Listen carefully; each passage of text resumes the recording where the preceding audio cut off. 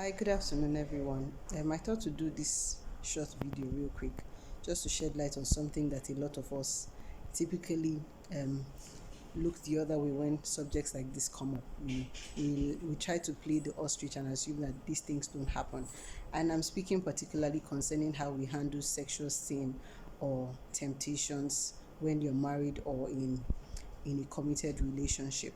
There's a tendency for all of us to feel that as long as you found that one person that you're in love with, you won't be attracted to someone of the opposite sex, you know, or someone else, because these days you have all sorts of sexual orientation. But the truth is, in reality, there's no way as you go through life you won't find someone that you'll be attracted to that is different from your spouse. And so how do we handle?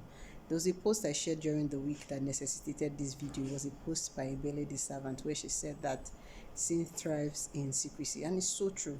you know if there's a need for you to hide it, then that's proof that that thing is wrong. What does the Bible say to us about sexual sin? The Bible says we should flee every appearance of evil. It doesn't say to withstand it. It doesn't say we should try to fight it. It says to flee. It says to flee. And what does it mean to flee? Flee might not necessarily be literally run, right? It might be in different ways. So one of the ways to flee if you're in a committed relationship is to be open about whatever it is that's happening in your day-to-day. Open about your relationships with the opposite sex.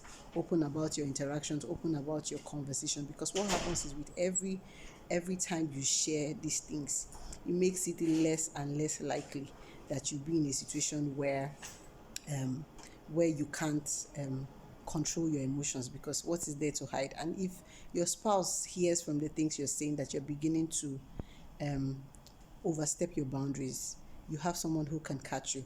And this is particularly so for people who are in healthy, wholesome relationships. I know that there are a lot of people who can't share these kind of things with their spouses because they're in violent relationships, but that's a totally different conversation. But what the Bible expects is that we are naked and not ashamed, in our relationships with our spouses. We'll be lying to ourselves if we say that these things don't happen, or we're too mature to handle it, or withstand the temptations. I had an experience recently, and I'm sharing this with the consent of my husband, where I had an overheating challenge along the road. I'm cutting the story short, but my husband had told me earlier not to use that car, but to use other cars. We had that conversation 2 weeks before.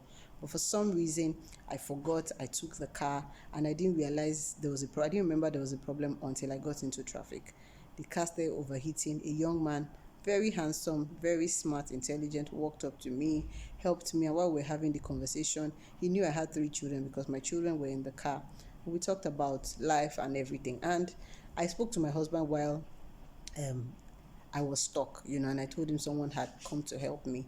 But by the time I got home, my husband wasn't happy that I took the car after he had told me not to take it, but I forgot, right? So we had a conversation about it. I told him my experiences, told him who had helped me. And I was saying to him that imagine that I came home. Yes, you snapped at me, but imagine if we didn't have an emotional connection where I could share what happened during my day with you.